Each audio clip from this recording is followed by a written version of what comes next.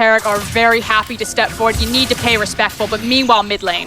Jensen looking to make the play happen. It's going to be a 2 versus 2. Null's going to be taken low, nearly getting himself bursted down. And Smithy gets Team Liquid on the board. Yeah, Null is able to steal his ultimate right before he goes down, but then Smithy gives him the real one, and they're able to get the actual kill there. Team Liquid tie things up here. They're still ahead about 600 gold. Smithy moving towards the bottom lane now is going to find Big Koro and Pallet there in the lane, but considering Doublelift and Core JJ are occupied with farm at the turret, Smithy doesn't want to force this into a fight. That moment when you're chased off the lawn by Lux and Varus, like, what are you doing? Turn around! Get out of here, jungler. Feels bad considering those are normally 2 champions you want to engage on as the Jarvan, but you just don't have the opportunity right. But I do expect Smithy to eventually start pathing down here, especially when the Gangplank ultimate comes back off of cooldown. But I'd like to see him path from the back of the lane, maybe walk up from his Krug camp, because one of the nice things about Tarek and Sona's play pattern is they can just throw the CC directly in front of them, and Jarvan can gap close no problem. And honestly, you don't have to force down in this bottom side.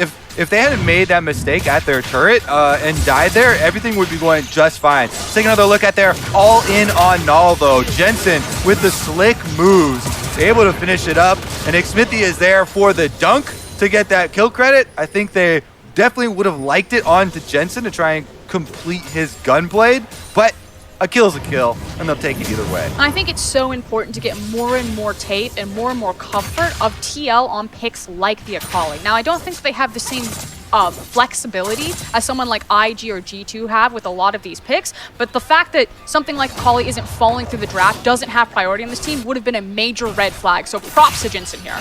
And this is one of the things that I think a lot of people look at as a huge upgrade when you compare Jensen to what they had in Pobelter last year. When they came to these international events last time around, Pobelter would frequently be seen on Malzahar duty or something that's just, he's not a primary carry. But Jensen's the type of player you can trust on this Akali. You can say, hey, I know this guy's going to make something happen. Let's invest in this lane. And right now, he's making something happen in the 1v1. He's able to find the kill before Zuhal's able to get himself involved.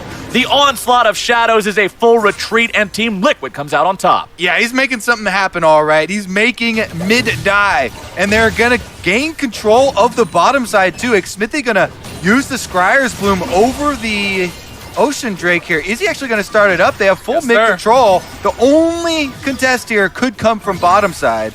And remember, when you have Sona and Tarek, it's so easy to get objectives without taking any damage whatsoever because of the ridiculous amount of healing these champions can give you. You can see Core JJ just walk up, give him the Bastion shield, give him the heals coming out, bonk the thing a couple of times to get some healing charges back, and that is an easy Ocean Drake for the side of Team Liquid. And it's also so easy to leave Doublelift right now because he does have access to the Flash and the Cleanse, although, as I say that, be a little bit more respectful. You don't want to burn it straight away. But Piercing Arrow is normally a worry if it just hits you straight up like that, fully charged with nothing in the way, but this is Sona Tarek, plenty of heals. Let's take another look at Jensen's outplay in the mid lane. Yeah, you've been talking about Jensen's Akali. Look at the footwork here, dodging so many skill shots. Then Smithy comes in, they do trade ultimates with the junglers at the end, but most of it is about him on the Akali, setting up that kill. But it feels like Phong Blue Buffalo are done playing around. You see Zuhao is now making his way down bottom, and he's probably going to start teaming up with the classic win condition for the Buffaloes, which is just a hard camp this bot lane. But you gotta remember, it's so hard to set up some kind of a dive against Sona Tarek. The ability to render everyone invulnerable with the Cosmic Radiance means it has to be executed perfectly. Yeah, the possibility of a counter gank is so great that the first step that PvP have to take is tracking Smithy. And Smithy has actually been running circles around this game so far. I think that's the biggest difference in the factor of how this game is going. 92 to 65 CS. It is astronomical right now how far ahead Smithy is. And honestly, all of Team Liquid, except for the bottom lane, has some pretty impressive leads. Gangplank, a champion that normally you would expect to fall behind maybe a little bit against the Kennen because of the range versus melee advantage, because of the fact that Kennen can pop the barrels, is ahead. The Akali's ahead by plenty. Only the bottom lane falling behind, but it's Sona Tarek. They are going to have plenty of utility to scale into these fights. I actually love this play, however, from the Buffaloes. Jensen getting himself away. Nice smoke into the Shuriken. They're recognizing that there's nothing left for them down into the bot lane. It's too hard to break Sona and Tarek at this point, so let's flip it. Australian lanes. Let's pick up our bot lane, let's send him to the top lane, and start trying to apply pressure, looking for plays in the mid lane, looking for plays around Rift Herald. Well, Team Liquid already booked their ticket down under as well, because it's Impact sent into the bottom lane as the Sona Tarek is going to be brought towards the top side to make sure they're ready to contest for these objectives. Impact has both teleport and ult to be able to get himself involved. Jensen going to be taken down to half HP. Hidden away in the smoke. Null looking to go even further. Has the Akali ulti, so Jensen has to flash himself away. He'll be getting some heals from this part of Sona and Tarek. Look at but Kennen. Is it going to be enough? The Kennen flank could be very impactful here as Impact has made his way into the fight now with a TP as well. Rift Herald secured by the side of Phong Vu Buffalo, and nobody's going to die for this one. Yeah, big pickup there for the Phong Vu Buffalo. They also got the teleport out of Impact. So Gangplank, no teleport left. He does have the ultimate to try and clear some waves, but Rift Herald immediately used on mid. Yeah, it's inside track on this mid lane, as well as Smithy late to the play because of the light binding. Phong Vu Buffalo gonna take that first turret away from Team Liquid. I applauded TL's first turret stats earlier on, but Phong Vu found the opportunity to really get themselves back in this game, grab that first turret money. They don't even need the plates. That's a big play for them. They got first blood, they got first turret. They're still down in gold though because of how well Team Liquid's top side of the map had been doing. And again, the Sona Tarek strength comes in the team fighting phase. Comes when they get to join the rest of the squad. That's the thing. It's kind of like you're working against the clock here. So we'll hold it. Jensen. Big Koro will manage to survive. Jensen doesn't want to go any further. There's a lot of missing members from the side of PvB right now, according to Team Liquid's vision. Jensen doesn't want to overexert himself here. But I do want to go back to your point, Kobe, because I think you're absolutely right. This is a situation where probably in comms, yeah, like, it's totally fine. You know, this is going to turn on online. We're going to have strong 5v5, and we're just going to slowly deathball into them. This composition has great scaling potential, and this lead isn't big enough to start hitting the panic button. Impact definitely seems to be pretty comfortable here in this top side. Trinity Force completed on the GP.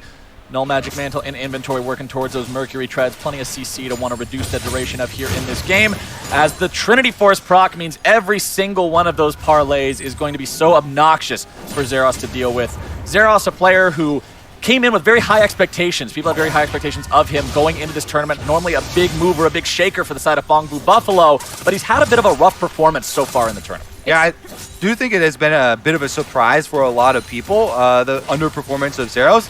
It has kind of created space for other successes to emerge on their team, though, and one of the biggest ones has been the bottom lane. For me, it's also kind of been the variance in Zeros' performance. Sometimes you get those glimpses of it, and you're like, okay, this is what they're talking about. This is the hard carry player. And then sometimes you just flash forward and dies as Jace, and you're like, well, it's just a head-scratcher moment. So I just want to see Phong Vu Buffaloes kind of control some of the variance in their play, because it feels like if they can tighten up those elements, they can be a much more competitive force on this stage. And tightening up the ship is exactly what I wanted to see from this team in the play-in best-of-5. They did get advantages over Team Liquid in those games. They were able to find opportunities, just like in this one, to find weaknesses in that armor, ways to really play their style. But it felt like always when the mid-game would come around, Team Liquid was comfortable allowing them to make mistakes, being confident they could punish those, and not needing to go into this panic mode of, oh, force this, oh, do that, oh, we're falling behind. They seemed like they were exactly where they wanted to be. And unfortunately, I feel like that means that we need to put the magnifying glass on people like Zeros and Null, because the last time these teams met, it was those two individual members that mechanically just found these missteps at clutch moments. Also, we are approaching the time in the game where you get the completed sight stones for both Sona and Tarek.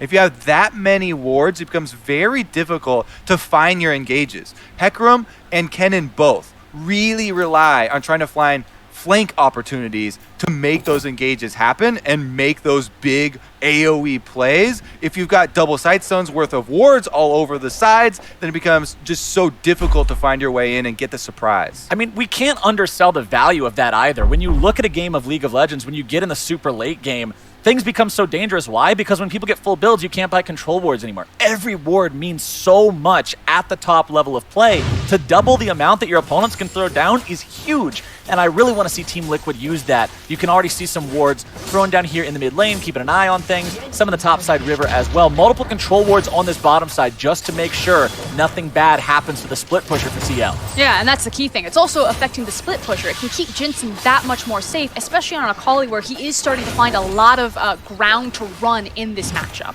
I mean, there's nobody who's actually a tank on the enemy team. Assassins hate dealing with tanks because you can't assassinate them. It's like trying to punch a hole through a brick. But Jensen can punch a hole through any of these guys. All you have is damage on everyone on the enemy team. Even Hecarim these days goes for a Warrior Trinity Force style of build, and Jensen can blow him up. I'm definitely expecting a force at this Infernal Drake spawning now and having Impact walk over. There is a teleport available for Seros for PvB. However, it's so difficult for them to fight the 5-on-5 right now with Core JJ and Double if grouped up ultimates available. This is definitely going to be a show, ladies and gentlemen. Team Liquid starting up the Infernal Drake. Already have it down to about 1/3 HP, and it looks like Phong Vu Buffalo will not bother contesting. They do not want to risk the entire game on this Infernal Drake. And this is a dream come true, not just because it's Infernal, but the fact that you have a dragon that was trying to lure them into a fight. Because TL know if PvB take this, we're just going to smash them. So the more welcome these Drakes are, the more high prize these Drakes are, the better that TL will do. They don't have a traditional ADC. It's still difficult to siege towers, so they want to fight around these Colosseum, these monster objectives. Then, because they know that PvP are not going to take that fight, they are able to use the Gangplank ultimate to clear the minion wave on top side so they don't give up the top turret in exchange for the Infernal Drake, and they're able to use their resources to allocate both objectives. I'm really looking at Phong Vu Buffalo to find some kind of that huge flank that you were talking about when you mentioned the vision. It's gotta be a Hecarim charge into multiple people with a Kinnan coming in from the side as well, because trying to fight just straight up everybody run into each other, it's the Dothraki running into the dark. It also feels like it would have to be kind of just as PvP came off of the spawn, because they need to have, you know, fresh sweepers, fresh control wards, and just cleared out the vision or exhausted the vision from TL, and then try to find that small pocket, that small moment that they could look for a sucker punch there. If we find these situations where we're doing a massive Baron dance or everything's very drawn out, PvP probably haven't cleared all of the vision or don't have the resources necessary. Well, PvB are making a play here into the top side onto Impact. 4 versus 1. Not enough oranges to eat to get out of that one. And that's their second kill of the game. And look at the runway they created for themselves to do that. There's so many control wards littered all throughout that jungle. Yeah, really nice surprise attack there from PvP that is going to get them a kill plus an objective. So super high value there because they get the turret afterwards. Always what you want to consider when you're investing so many resources into making a play in a game of League of Legends. If you're doing all that for just a kill, great. You got 300 gold, divide that among everybody's time, that's 75 gold a person, fantastic, you got a ward each. But when you get the turret on top of it, you get the map control, everything else compiled and compounded into that, those are the kinds of plays that I really want to see these teams making. And that's why I like watching Phong Vu Buffalo, why I think that this team has shown progress from what we've seen from emerging regions in the past, and even the other emerging regions that participated in this year's play-ins. Vietnam has been a standout among emerging regions. I mean, when you look at this squad, they have managed to send, this region I should say, they have managed to send 3 different teams to the main stage. Gigabyte Marines, EVOS, and Phong Vu Buffalo have all been a part of taking that next step, and I think it's showing by recognizing what kind of plays they need to make. And it's also the evolution of playing a standard form of League of Legends. This is no longer the days of Gigabyte Marines just using cheese to kind of scrape out these victories. They're trying to go toe-to-toe with TL, playing fundamentals. Are you trying to tell me that level 6 Nocturne at 4 minutes isn't fundamental League of Legends? Did you have Mordekaiser in there too? What games you're playing, but no. They were the faceless before we even knew what the faceless were. Yeah, these guys, the Gigabyte Marines were that's the Giga faceless. That's the ultimate aspiration of all those players. But next Drake this game is going to be live here in about 2 minutes. Baron is on the table, and PvB are in the Team Liquid jungle trying to set down some control wards. You can see so much control for this team over the entirety of mid lane. They feel like a wolf pack right now. They're like hunting around. They look at Impact. They look back towards the mid lane. They are just itching to pull that trigger. Well, we saw what Team Liquid did to Wolves earlier today. We'll hope that the Buffaloes do not meet the same fate. At least their hometown fans hope that. Impact not in the top side anymore, farming up the bottom, but Jensen could be the target here. We'll see if PvB are able to find the collapse. Null does have the Akali assassination available. Stole that ult away. Pallet makes his way up to the top side, but they don't want to try to make some sort of a play with it. Jensen is such a difficult target to try and pick off in the side lanes. Not only is he on Akali, one of the most mobile champions in the entire game, but he has always been lauded for his skill shot dodging, and we've seen it already throughout this game. But you are starting to see one of the shortcomings of this composition. 22 minutes into the game, and TL have only secured a single tower. Again, you don't have a traditional ADC, so you're super reliant on splitting the map with a Akali or a possible Baron to start shoving this down. And one of the biggest things is they have to rely on X-Smithy to get that engage. If he doesn't force the good engage on someone without a flash, who just flashes away from the Cataclysm, then you're not guaranteed to get value out of your Taric ultimate. You have to be able to make use of that timing window. Problem is, everybody on PvB currently has the flash ready to go, except for the horse, of course, which does not have the flash, but Onslaught of Shadows will facilitate an escape if necessary.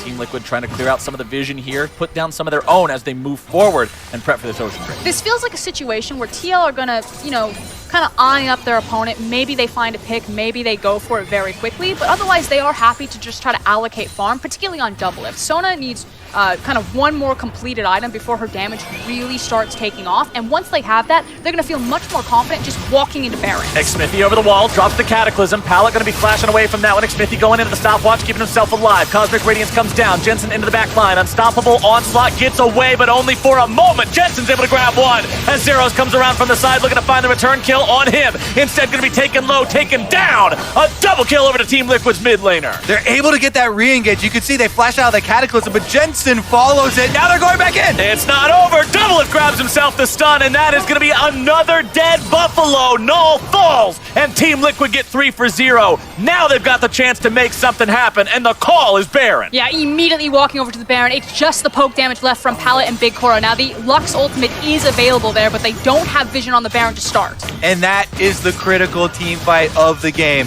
23, almost 24 minutes into the game. That is going to be Baron for the Sona Taric, and that is just too much to deal with. You get so much pushing. Jensen going for another kill. Jensen is not going to be sated with only a couple. Instead, he needs some more money in his pocket. He'll go on a rampage, killing Pallet with that one, and it's 5 men strong with Baron buff for TL. They pick up the Baron, they pick up the kill, they're going to make a quick back, and now Sona is going to be fully online here. They'll do so much damage. The confidence for TL, they know our window is now. It's time to strike. They're going to eat everything here. Once you get the Lich Bane and you convert that burst damage into magic damage, the burst just goes through the roof. In addition to that, they also have the extra completed Sightstone, so now he is also able to apply those extra wards. They can pick up the extra Dragon and then get to pushing down the secondary turrets with their Baron buff. I talked earlier about how this team likes to play for objectives, how their stats support that. Those stats also include an average of a plus over 4,000 gold Baron power play. When you see Team Liquid take this objective, you expect to see multiple of these bowling pins just get knocked over across the map, and that's what I'm looking for now. Double with the Lich Bane, hanging out there in mid lane with Core JJ nearby. Impact going to be pushing up here in the bottom side, level 15 on this Gangplank. Xmithy going to start things off here onto Zuhao. Onslaught of Shadows not going to be used just yet. Now, counter-initiating. Xmithy in some trouble. 1 versus 4. No stopwatch available, but he's got the backup coming in from Doublelift, who's going to be taken very low. Big Koro going on a killing spree, finding the kill down onto Xmithy. Impact's able to find himself one onto Zeros. Null tries to get away. Impact's going to explode the barrel, but now he finds himself caught between 3 members. Over the wall comes Jensen. Mop and bucket at the ready. Here's the cleanup crew. Unstoppable for Team Liquid. It's a double, make it a triple, or is it? It doesn't matter who they went to. They're all falling over. Fogbu Buffalo lose 4. And that is going to be complete destruction. With the Baron buff afterwards, your Baron power play hits that 4,000 mark, Captain Flowers, and goes straight through the roof. Jensen is popping off in this game. This is his first MSI. This is a player who joined Team Liquid because he wanted that NALCS title. He wanted to win domestically. He wanted to get a chance to play at MSI. And if this is what he's going to look like, damn if he didn't deserve it. And he said that he would take Doublelift out of the group stage. That was the deal right there. And it looks like TL are starting to look at a 2-0 start to their MSI run. Yep, Doublelift carry him into finals, and Jensen carry the team at international play. True to his word, doing that on the Akali right now. And they leave the base open after taking the inhibitor tower and heavily damaging the bottom one there. Team Liquid do get the reset, and Xmithy trying to pick up the Draken on the back half. And I just love what Jensen brings to this team, because you look at TL and it feels like they're a 1-4, a 5v5 oriented team, and they're in a tournament that is stacked with 1-3-1 playstyles. But if he keeps putting up performances like this Akali, suddenly TL can start to match that 1-3-1. Suddenly they have another weapon in their arsenal to make them a threat at this MSI. Null's in some trouble here in the mid lane. Jensen going forward. Perfect execution, looking to find it. Won't quite be able to do so, but that inhibitor is vulnerable and at half HP. They should be able to finish this one off rather easily. I talked in the last game about how you get to a point where you feel like you're just depending on opponent mistakes at that point because you're so far behind. And Phong Vu Buffalo definitely need Liquid to misstep somewhere. 10,000 gold down, having lost the inhibitor 27 minutes in. TL is looking to end this one soon. Yep. Grouping up here on the bottom side, still have a little bit of the Baron buff left, and not very much of the tower left. One more auto attack, or maybe two, depending on who walks up and bonks it, will take down this bottom lane inhibitor turret. Baron power play is going to close out at about 6,000 gold. And this is a game on a knife's edge. PvP know that if they overcommit here, if they dive too far, that the game is over. They want to try to dissuade TL, eat up some of their time, try to farm back into this game, but they also know that the slight misstep here costs them everything. Yeah, the problem for PvP is that Team Liquid are the ones holding that knife. And if they don't drop Give me it, lunch money. then if they don't drop it, then it's gonna be in their favor here. One more bit of burst damage here as they push up the minion wave into the tower. Jensen on the outside gonna flank. Here we go. Big Coral gonna be in some trouble. Cosmic Radiance gonna be coming in from Null, keeping himself alive, but that's not gonna be the main target. Instead, it's gonna be Zeros trying to defensively. All gonna be run down. Jensen going into the stopwatch, keeping himself alive. Pallet not quite able to find the kill. Jensen finally gonna be shut down. But Team Liquid will crush Phong Vu Buffalo in their base. 4 men still standing, only 2 on the side of PvP, and the Nexus turrets are the target. Core JJ and Xmithy going even further, looking to find the kill on Null, and Impact goes on a killing spree. Pallet can do nothing but look on at the rubble as Team Liquid will take them down in 29 minutes. And the redemption story for TL starts with a 2-0 at MSI. North America, when will you be impressed with this team? It's not that same flashy style, but they kept their end of the bargain. And even with a softball start to the tournament, they made sure to close out cleanly.